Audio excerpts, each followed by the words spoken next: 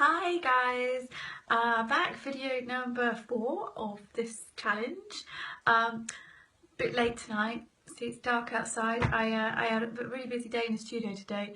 We were doing so emails and filling out forms and making and finishing a hat and all sorts of things. So didn't get a chance to do it. Got back about an hour ago and just thought I'd quickly record this and send it all out before it gets too late to keep on with the challenge. Okay, so what have we gone through so far?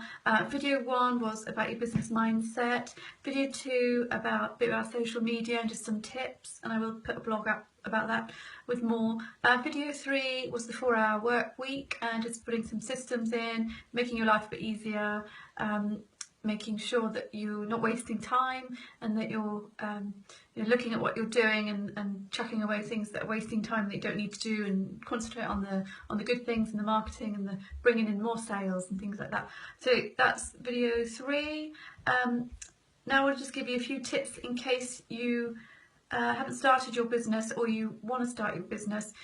So you haven't really got there yet and you're thinking, right, what do I do next? So there's a couple of points I just want to put across to make sure that you're thinking about before you start your creative business, or maybe you have started it, maybe you got a bit lost and you haven't done much, or if you're quite far down the road though, we'll do another video later on to help you get a bit further.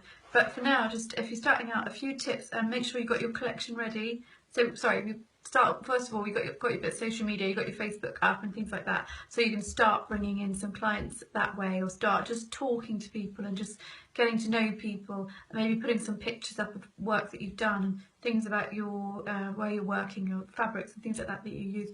And then we need to start seriously thinking about collection. But first you want to practice, then you get pieces together that you really like, then you have to photograph them.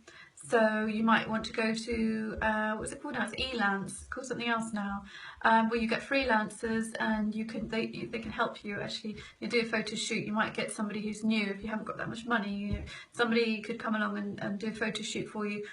So that they can use those photos in their portfolio. You can always look for people like that. Students who might be doing photography courses, who might be really keen on photographing your products.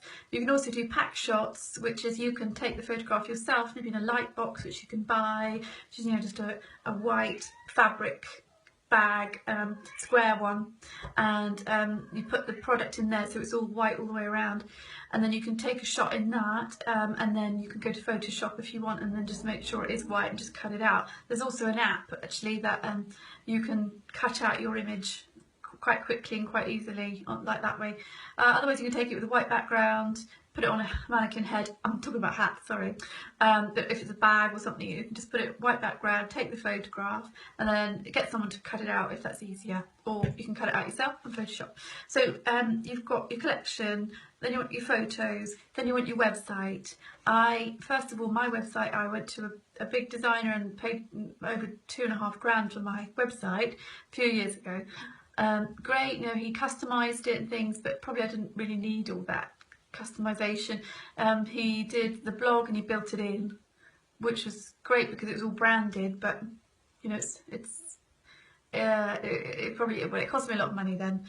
So now my second website, my Melanie House one, then I went to another one. What's that called? But then I think anyway, then went about that one because the best one is Squarespace. A lot of people are using Squarespace, and that one is great because my Inspiring Creative Women is made from that. Really simple. You've got all the templates. You can just put things up, images up. You can move things around a little bit, and that one has got pop-ups on it. So that's really, really good. And you need to have pop-ups just because you want to capture people's information, as in their email. So you've got your website, you want your pop-up, not an ugly or horrible pop-up, just something like maybe pink or blue or whatever colour you like, banner, pops up when someone's been on for a few minutes.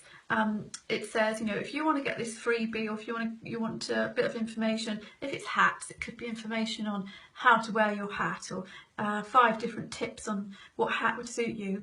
If you'd like 5 tips on the 5 ways to wear your hat, fill in your email, click here, and then it goes straight to you. So people put their email in, you see it, you've done it, and then you get your information through, or your free gift, whichever comes to you, and you've given them your email address. But you don't mind because they're giving you something useful.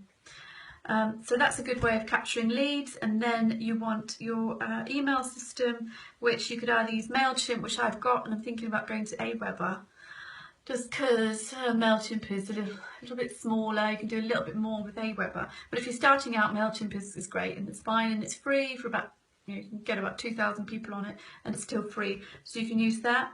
And that also helps with your pop-ups. Collects all the email addresses. You can put them into different sections if you want. So I've got brides and people that are going to Ascot, and people that are learning how to make hats. Got it in that section, so you can email it off, have sections. That's it. So you only want your clients, and then you can go from there, and then you can start PR, do a press release, marketing, things like that come later. So you get all those bits in sync. And then you can worry about the rest and promoting yourself, but you can't really promote yourself without a website, without something to show people, even if you just have one page or one sort of capture page. Okay, and lastly, just talking about PR, I started off with my PR. I found a great girl who was just starting off freelancing, and I said, I can pay you 20%. She said, great, we worked for that, and then everything just took off. Got into newspapers, she's fantastic. Sophie Piper, really good. She got me into newspapers, she got me some celebrities, got me into a few magazines. That really helped, pushed everything up, because as a designer you don't always want to push yourself and push your products on other people. So you know, it's best to get a PR, and then they can really big you up and do that for you and push you as well to get things done and you know, become a bigger brand than what you feel you are, you know, push you up a bit. So she worked 20%, and then when we started earning more money, she came in and I said, you know, I'm going to have to charge you this much, okay? And then it slowly went up and went up and went up. Tried to do it myself, but I don't really contact press enough, because you have to do it quite consistently. So I don't, you know, email them every month, which you should do. So it's quite good to get someone like that. If you can't afford that, then there's a website called JournoLink that you can actually put press releases up on there too. I think it is a month. It costs about £12, and they will put your press releases out to the press that they've got on their books. So that's really good. And getting onto Blogger, sort of blogger events where loads of bloggers are going to come along and see your work. You could hire a table, and they come and see you. There's one happening at Christmas that I'm going to, and that's really good. It's about 100 bloggers coming to that. So, you know, even if bloggers are like 18 years old, then they know, you know, everything about social media and how to blog. The younger people do. So most bloggers are that age.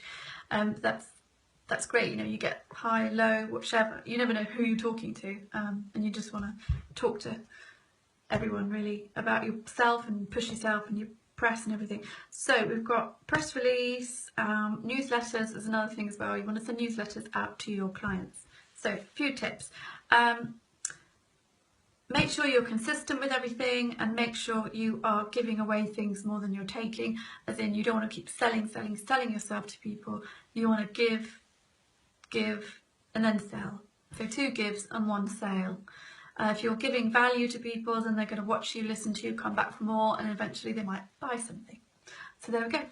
I will go now and leave you to it. And I think Reggie was around, but he's gone off. He was talking to himself earlier. Anyway, good night, and see you again tomorrow. Thanks.